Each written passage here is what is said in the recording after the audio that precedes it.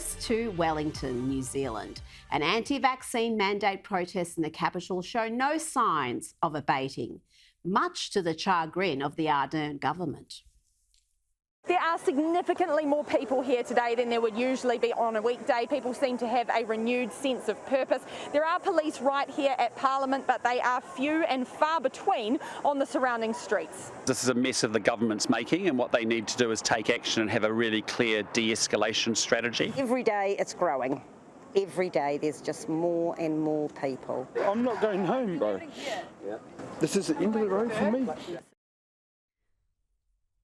Led by a group calling itself the Freedom and Rights Coalition, the protesters are demanding, among other things, an end to vaccination mandates within 2 weeks, as well as the government announcing an end date for all COVID-specific health response laws.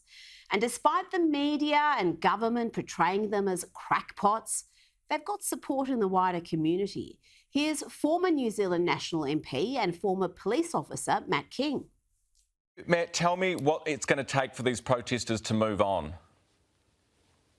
Look, I can't speak for them, but I can tell you that 98% of the people that I've spoken to there over the last 2 days, if the mandates are removed, they will leave. And I'm telling you, there's some ex-police in that there. There's some ex-Defence Force personnel there that have been lost their jobs because of the mandates there and there. There's some big, handy sort of guys, good rugby guys. The people that have never been in trouble with the police, that have turned up there because they didn't like what they saw. As you know, the New Zealand government and its PM, Jacinda Ardern in particular, have become laughingstocks of the world, having shut themselves off indefinitely from the rest of the world and implementing draconian measures in some futile attempt to eliminate a virus that cannot be eliminated.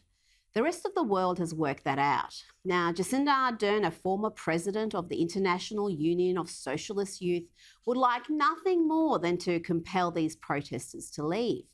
But there's just one problem. Her police commissioner believes not only in the rule of law, but also civil liberties. How quaint. New Zealanders contacted us, and many still are, saying how proud they were of the restraint and professionalism shown by police at that time. To achieve clearance at that time, again, we would have had to use a level of force that most New Zealanders would have found confronting and unacceptable. But our law does protect the right to protest. That's Police Commissioner Andrew Costa, someone who remembers well the reputational damage the force suffered over its heavy-handed response during the 1981 Springbok tour, as is determined not to let that happen again. But Ardern's none too happy with his even-handed approach. Are the police getting this right? I think, what I would say is that being a police officer, from what I've observed, and you'll know that I'm the daughter of a policeman. I grew up in a police family. It is an incredibly hard job, incredibly hard. Does it mean that I'll agree with every single decision? Not necessarily, but they do have my support. OK, so in terms of the decisions that you may not have agreed with, do you think the police should have gone in earlier? And again, I don't see any value in going through that now, because this would be a moot point. I wonder if she's envious of a kindred spirit from Canada. The consequences are becoming more and more severe. You don't end up losing your license, end up with a criminal record, which will impact your job, your livelihood, even your ability to travel internationally, including to the US. We've heard you. It's time to go home now. Despite the image she projects of tolerance and harmony, or as Douglas Murray calls it, performative empathy, Ardern is guilty of hypocrisy and duplicity. Take, for example, what she said yesterday about the police response. How the police decide to do that is a matter for them, though, and I'm really clear on that. It is not for the government to give instructions on what happens. So she's saying on one hand that it's not for her to interfere in police operational matters. OK, but listen to what she says in the same interview. But what is very clear, there is illegal activity happening here at Parliament.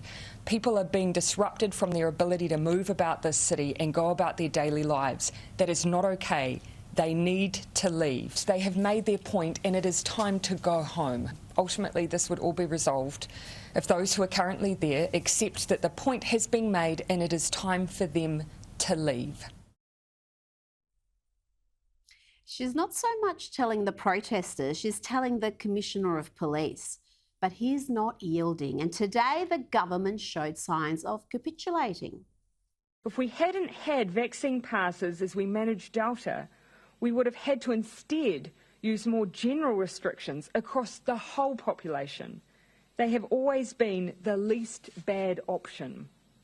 But while they have been necessary, as I've always said, they've also been temporary.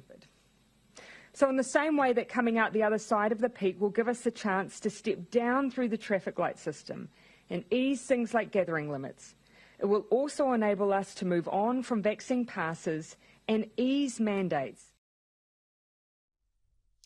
A no-brainer, considering around 96% of New Zealanders aged 12 have at least received 2 vaccine doses against COVID-19, with more than 2.1 million New Zealanders receiving their booster shot. And deplore the protests all you will, Jacinda Ardern, but this is power to the people, as you socialists constantly tell us. As for you dictating the protesters must go home, what was it you were saying back in 2019? Would again reiterate New Zealand's position that we are a nation that supports the right to protest, the right for people to be able to peacefully demonstrate without the use of excessive force.